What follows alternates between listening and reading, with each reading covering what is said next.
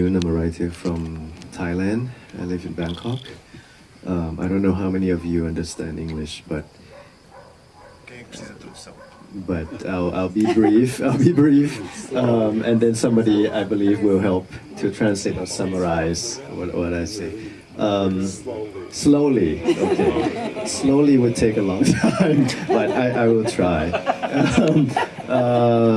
I have to say first to say thank you for everybody involved in this festival, and especially people who invited me here. I'd like to thank Anna, I'd like to thank Jose Luis, and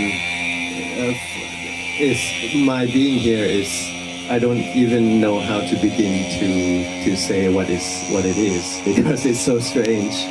I met Hélder in Macau without any sort of connection with this. He didn't know that I met Jose Luis already, and he didn't know that I was invited to come here.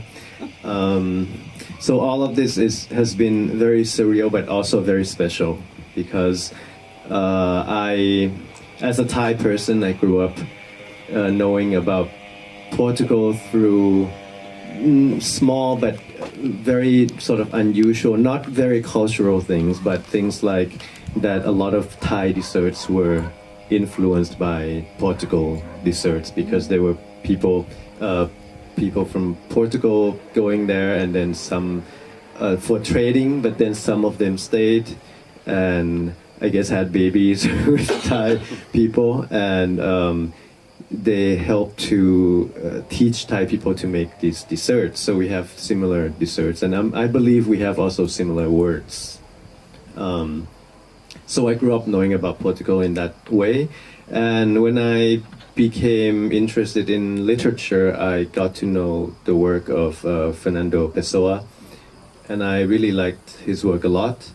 But basically that's all I knew until very quite recently. I met Jose Luis in Bangkok because I was working for a publishing association, and the Portuguese ambassador in Thailand wanted to talk about having a stand in the book fair in Bangkok, and they invited me to be at the embassy, and one day I was also invited to meet Jose Luis for some strange but wonderful reason. And since then I had always I've always been thinking about coming here. I didn't know why I thought about it, but I really wanted to come to Portugal, and finally, for some miracle, I was invited here, and again, with the purpose of this festival, I felt I was humbled by the premise of the activity, because I didn't know anything about the fires that happened here a year ago. But when I heard about it and I studied through the internet about the events, the tragedy that happened, immediately I was reminded of what happened in Thailand in 2004, and there was the tsunami in the south that took many lives, thousands of lives, not only in Thailand but also in Indonesia, and Sri Lanka, many places. That was a huge thing, and as a writer, I was also invited to go down to the southern part of Thailand where the people were affected and many people died. I was expected to write something about my experience of meeting the people who were, left without homes and who didn't know what the future had for them, which was very difficult for me, as a writer or an artist, living a self-imposed tortured life, but not really, uncomfortable in any way. It was really a challenge and an eye-opening experience to meet people who had just been affected by such a huge tragedy that I could never imagine happening to myself. So I related that to this, although I know that it's not the same, and can't really say that it has anything in common except that it was a tragedy and a lot of people were affected, and it really shook the country in a big way.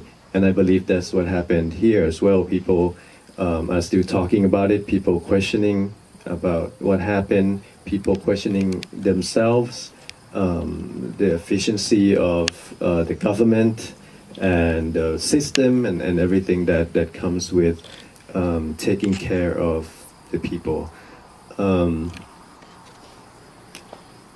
But after meeting the people in the south of Thailand, and I mean, I've been here only a couple of days, but I believe that something similar can be learned from the experience, and that is that language is, we take language for granted because we all use language.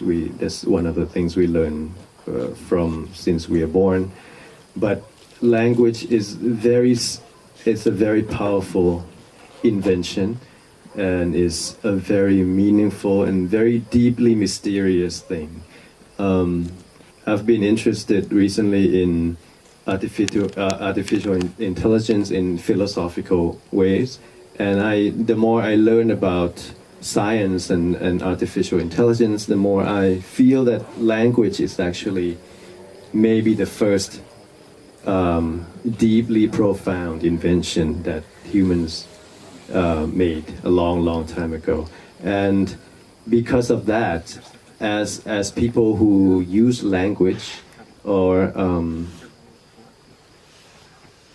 write fiction or poetry or whatever that has anything to do with language, we have this kind of responsibility, whether we like it or not, or know it or not, to use language in such a way that is productive to people. And I believe that can be done in this kind of situation. People, beliefs and faiths and all these things come from language as well. We can't really imagine thinking about religion or any kind of belief or philosophy or anything without language. So in that sense, to revive the spirits of the people in any sort of tragedy or situation, language is a very important tool, and it's a very strong and powerful, and maybe the only tool that we have that is capable of bringing people back to go on with life in a way that is strong and forward-looking and creative. Thank you. Vou contar a história de como nos conhecemos em Macau e de já ter conhecido antes de mim o José Luís Peixoto, sem que soubéssemos disso os três. Convidei-o para ir ao Festival Literário de Macau. Entretanto, o José Luís Peixoto já tinha conhecido o Prabda na Tailândia, através da Embaixada de Portugal na Tailândia. Passados uns meses, o Prabda está aqui. Para ele é bastante surreal o facto de repente se ver em Portugal e a passar por todos estes concelhos, que não são propriamente a mesma coisa do que ir às principais cidades do país. Obviamente ele acha que esta é uma atividade muito meritória e o tema do festival, e aquilo que gerou a ideia de avançar com este festival é muito importante. O Prabda tem a experiência de ter passado por outros lugares, vamos chamar-lhe num momento pós-traumático. Aconteceu no sul da Tailândia depois do grande tsunami que assolou o país, e o Prabda, enquanto artista e autor, foi convidado a viajar por essas zonas afetadas e a escrever sobre essas zonas. Portanto, o Prabda acredita que, de facto, sendo ele escritor e artista, porque também se expressa de outras formas, não só através da escrita, mas acredita que a escrita é talvez a ferramenta mais poderosa que temos para tentar ultrapassar este tipo de tragédias. Ele tem estado interessado ultimamente em inteligência artificial, de um ponto de vista mais filosófico, e ele acredita que, de facto, talvez a escrita seja a primeira grande invenção do homem, e a mais profunda. E acredita então que também para estes concelhos e para esta região afetada, a linguagem, a palavra, que tem quase uma capacidade mística, porque é também daí, da língua, que vem a religião e que vem a filosofia, que talvez sejam as palavras que nos podem salvar e ajudar a ultrapassar esta situação.